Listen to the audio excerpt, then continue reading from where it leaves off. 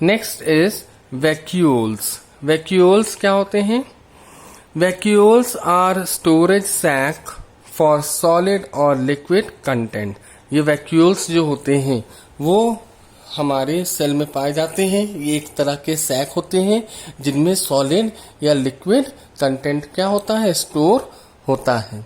Vacuoles are small sized in animal cells while plant cells have very large vacuoles। Animals में क्या है? Vacuoles का size जो होता है वो छोटा होता है, लेकिन प्लांट्स में वैक्यूल्स का साइज क्या होता है? बड़ा होता है। अगर हम स्ट्रक्चर देखें तो प्लांट सेल में बड़ा होगा और एनिमल सेल्स में ये वैक्यूल्स छोटे पाए जाएंगे। ठीक है। The central vacuole of some plant cells may occupy 50 to 90% of the cell volume। अब प्लांट सेल में ये वैक्यूल इतने बड़े पाए जाते हैं। कुछ ऐसे प्लांट्स होते हैं जिनमें वैक्यूल्स इतने बड़े पाए जाते हैं कि उस सेल का 50 to 90% भाग केवल वैक्यूल ही क्या करता है? घेरे रहता है। यानी कि उस सबसे बड़ा पार्ट वो क्या करता है? वैक्यूल वो लिए रहता है।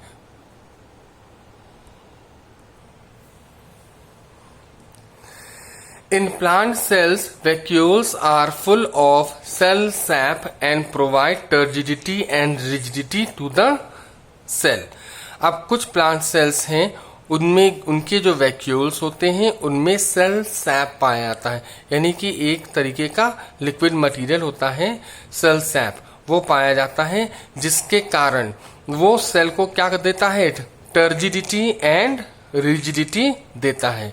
यानी कि वो सेल को थोड़ा स्ट्रिक्ट बनाता है, यानी जैसे कि कहते हैं सख्त बनाता है। ठीक है। तो ये सेल सैप जो प्रेजेंट होता है इसकी वजह से क्या होता है? जो वैक्यूल होता है वो थोड़ा सख्त होता है, रिजिड होता है। ठीक है। यानी कि जल्दी मोड़ता, लचीला ना होकर के रिजिड होता है, एकदम सख्त होता है। ठीक है।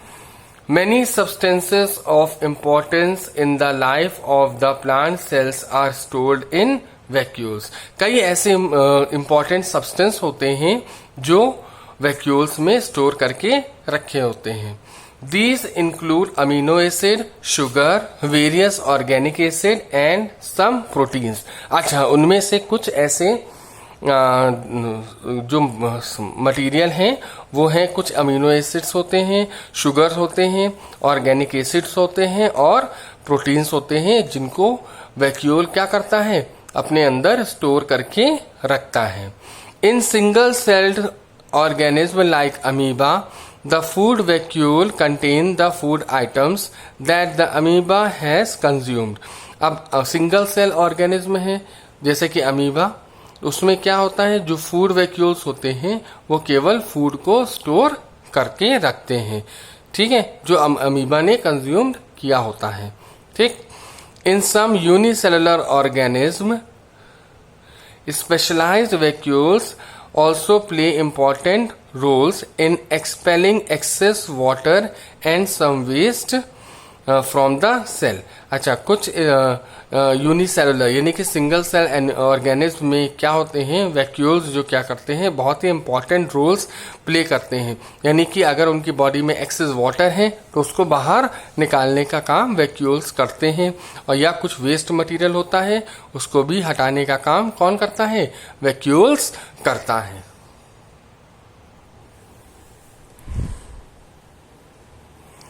Each cell thus acquires its structure and ability to function because of the organization of its membrane and organelles in specific ways।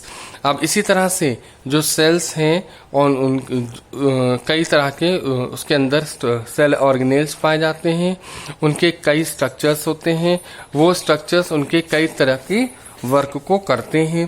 तो ये इस तरह के जो सेल ऑर्गेनेल्स हैं वो अपनी स्ट्रक्चर के अकॉर्डिंग, अपने फंक्शन, अपने बॉडी फंक्शन के अकॉर्डिंग क्या करते हैं? काम करते हैं, और वो हमारे बॉडी के कई चीजों में पार्टिसिपेट करके हमारी बॉडी के सारे फंक्शन करते हैं। The cells thus has a basic structural organisation, हमारे सेल के बेसिक स्ट्रक्चरल ऑर्गेनाइजेशंस होते हैं. This help the cell to perform function like respiration, obtaining nutrition and clearing of waste material और फॉर्मिंग न्यू प्रोटीन्स. यानी कि हमारी body में जो कई तरह के ऐसे फंक्शंस होते हैं, जैसे कि रेस्पिरेशन फंक्शंस होते हैं, न्यूट्रिशन होता है ना, क्लियरिंग ऑफ वेस्ट मटेरियल हो रहा है, या कोई भी प्रोटीन का फॉर्मेशन होता है. तो इन सारे फंक्शंस में हमारे जो सेल ऑर्गेनेल्स हैं वो हेल्प करते हैं.